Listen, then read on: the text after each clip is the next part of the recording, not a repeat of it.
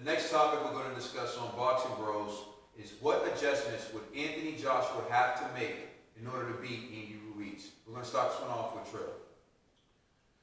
The adjustments, I believe time.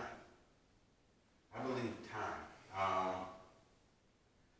believe that, this is me personally, I don't think that he should rush into any fight with Andy Ruiz.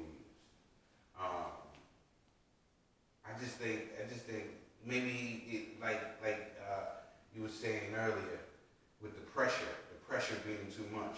Now the pressure is going to be even greater now.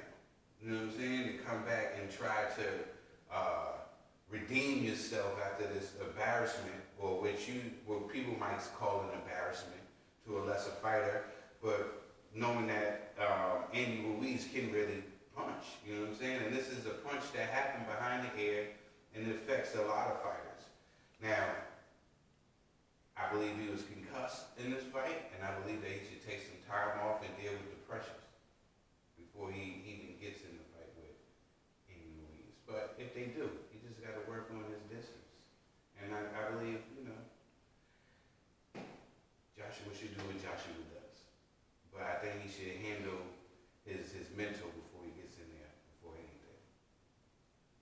G? Yeah, actually, I agree with Trill on this one.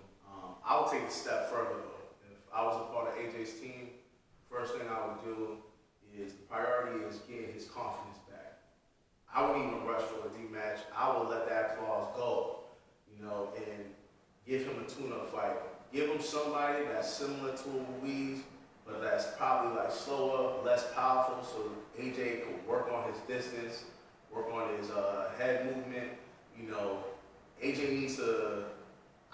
If I was him, I'd get like a nutritionist or somebody to help this dude like shed some weight, because I've been noticing this pattern with AJ fights. He's solid for like the first 4 rounds, but then after he starts to slow down, he gasses out a lot. That plays a factor as well, especially with a dude like Ruiz that keeps moving forward. AJ's gonna have to move around more. And so for him to be effective in that type of style, he's going to have to shed some weight. Another thing too, priority is, to fight at that elite level, championship level, you have to have that confidence.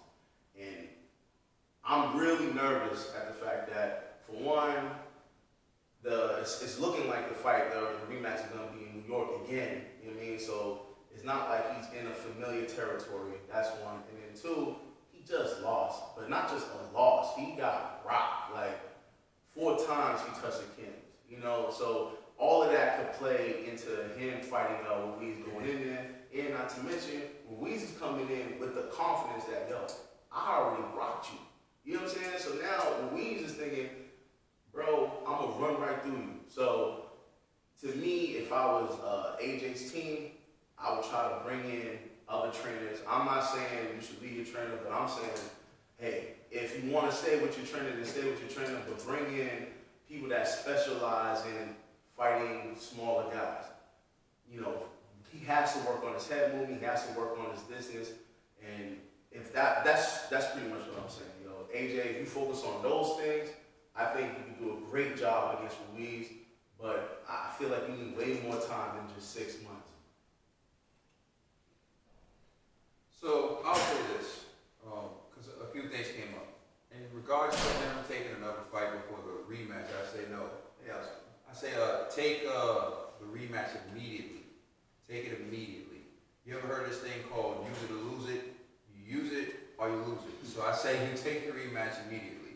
The second thing I would say is the stamina issues. People are saying like, oh, he has too much muscle. He needs to lose weight. He doesn't need to do that. You just need to train to go the distance. However your body looks, whether that is you lose muscle or you build more muscle, who cares as long as you train to go the distance. If you look at Andy Ruiz, his body looks like all he does is eat Snickers all day. But he trains to go the distance. So that's the difference. He trains to throw multiple punches. Look at Ruiz training in the gym.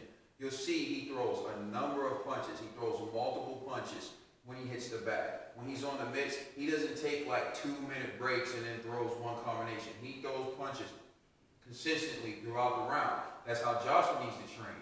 You see, I watched that about Adrian Broner. He'll throw like a few punches fast and then stand there for like 2 minutes and then throw another fast combination. But that's why Adrian Broner is someone who doesn't let his hands go in a fight. He doesn't train to let his hands go. Joshua needs to train to throw punches. He needs to train to move. He needs to train to fight 12 rounds, right? And then he needs to go in the ring and use his distance. You're the taller fighter. You know he needs to get inside. So you need to keep him at bay. I would tell Joshua, don't throw anything more than a 1-2 for the first 3 rounds, right? 1-2. He steps in, you step back, 1-2. Move in behind a jab. Step back behind a jab. Always keep something in his face so he never gets comfortable unleashing anything. And the most important thing that I noticed Anthony Joshua lacked during this fight was countering. Whenever Ruiz was throwing a combination, he never threw a punch in between. He just either shelled up or tried to run away. Ruiz was never worried about any return fire. If he would have threw one hard right hand in between, he would have caught Ruiz. There were several times I was watching Ruiz open up and just throw looping punches. And I'm saying, Joshua, straight right hand. Joshua, straight right hand. He needs to learn how to punch in between, a shorter guy throwing combinations, and he needs to learn how to keep his distance. The other thing is people are coming at the trainer, Robert McCracken. I listened to him during the fight. He was giving Anthony Joshua the right instructions, but, you know, no excuses for Anthony Joshua, but his mind wasn't right. And pressure can do that to you. I know people who study for advanced exams, like the bar exam and things of that nature. And once the exam starts, you study for it, you know the answer, but because you're under time constraints and a bunch of people around you, you panic and you're reading it, you know it, but you just panic and you can't get the right answer in the moment. So I think Anthony Joshua needs to remain calm, needs to remain focused. You saw him in the corner saying, what did he hit me with? What do I do? Like those are things that someone who's in a moment of like being overwhelmed asks. And so I think he needs to work on those things, but he definitely needs to run it back immediately because use it or lose it. Okay? And AJ's not AJ without those titles. Use it or lose it. AJ, you don't need that. You don't need that. Please connect with us on social media, on our Facebook, Instagram, and Twitter pages, and please like and subscribe to our YouTube channel.